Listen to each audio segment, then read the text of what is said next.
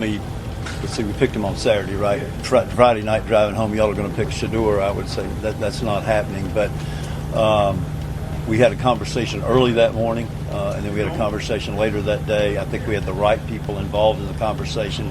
At the end of the day, that's Andrew Berry's call. Andrew made the call to pick Shadur.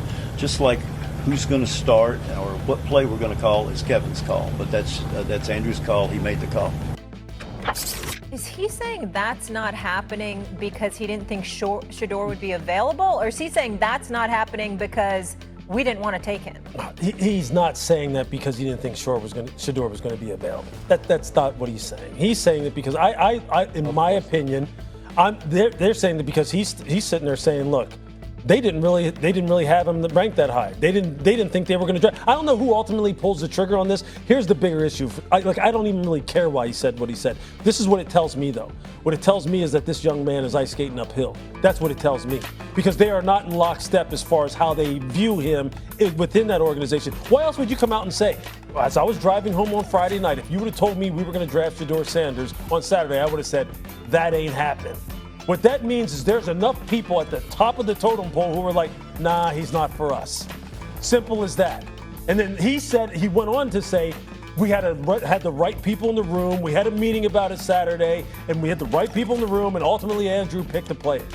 I mean, what the hell? Why what are you saying that right now? He's on the team. Exactly. So if you're Shedeur Sanders, and you're sitting wherever you're sitting in the dorm rooms in Berea, like that I slept in when I played for the Browns too during training camp, and you're watching or you're watching the news, and you're seeing the owner sit there and go, no, well, as of Friday night, they weren't even thinking about me.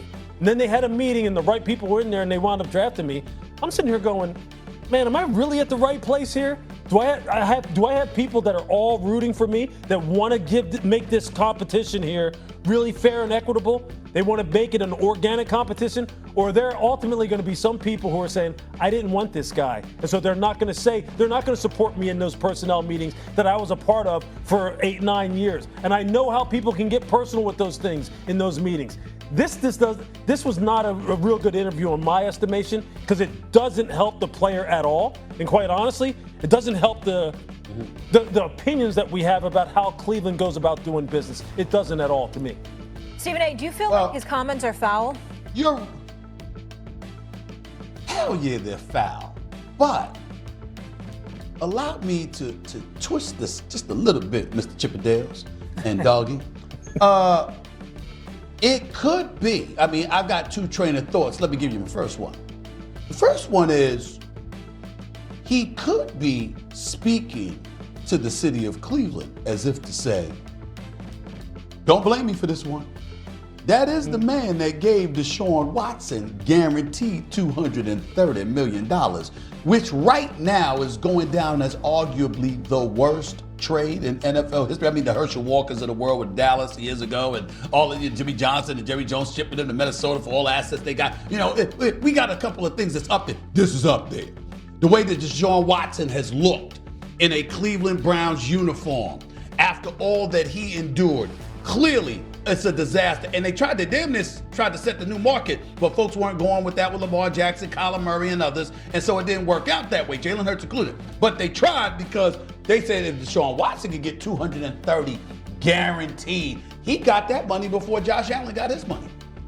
Before Patrick Mahomes got his money. I mean, not Patrick Mahomes, but before Josh Allen got his money, Jalen Hurts got his money, and others. So understand, he's trying to say, it ain't me. Don't look at me for this one. He could be doing that, but here's why it's also a problem. And this is one thing that I will brag on myself about with seriousness. The one thing that I do is work. Now, Adam Schefter and others, these are the ultimate insiders, and I defer to them. They will know, they've forgotten more than I know in terms of their sources, their contacts, whatever. But damn it, I have a few.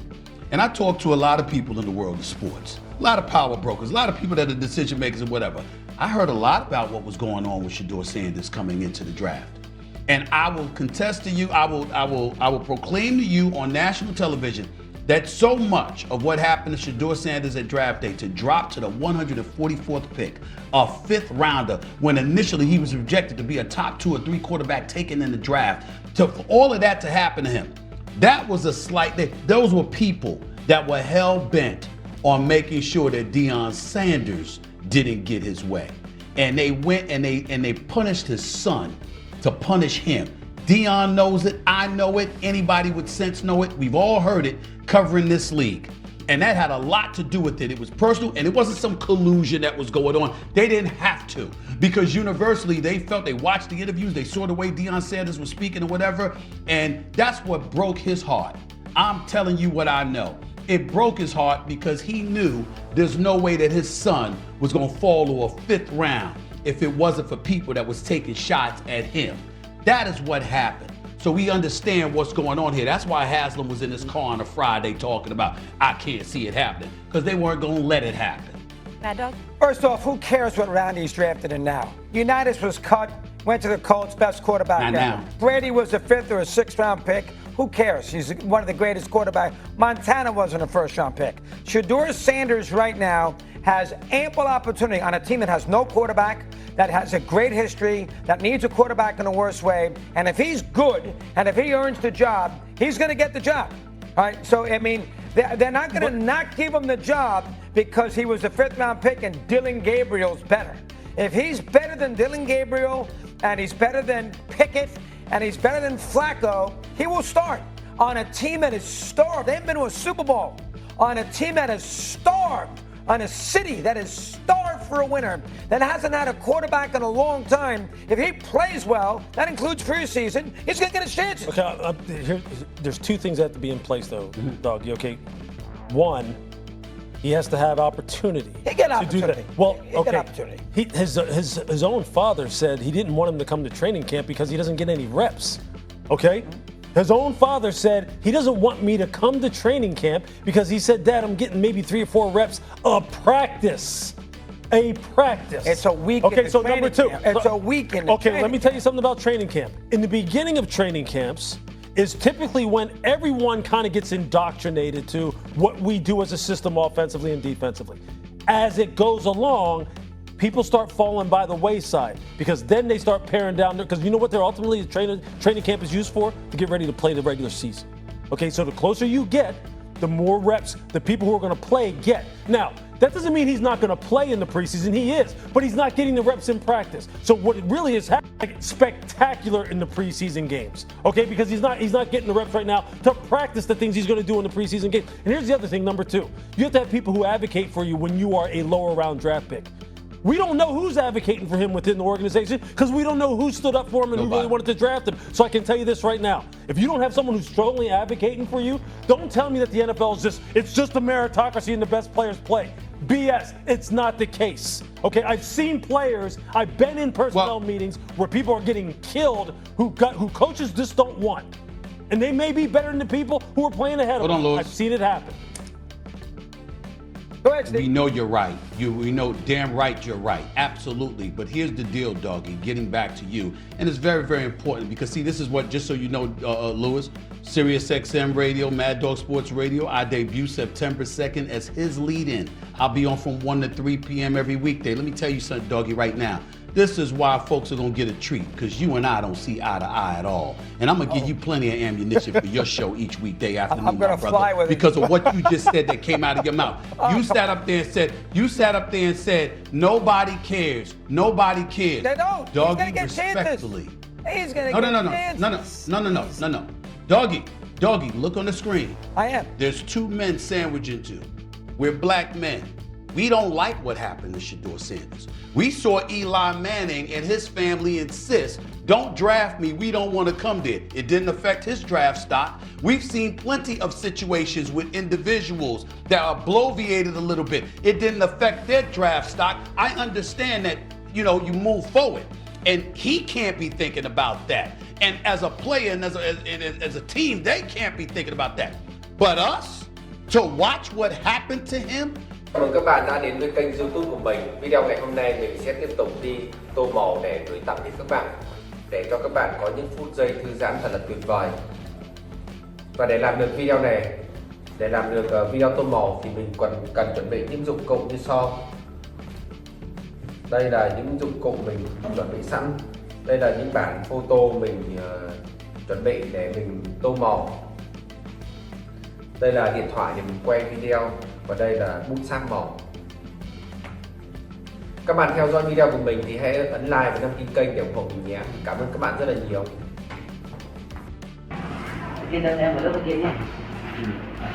Một lúc thôi đấy. Chắc đấy. Mình sẽ đi vào chi tiết xong rồi. Còn này phải trông 2 ngày em Vâng.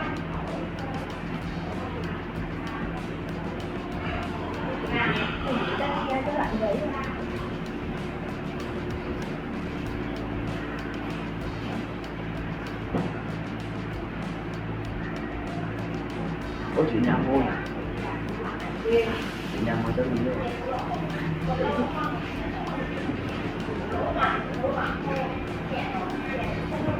Này, đi trên đường rất là đi lên nhà police đó.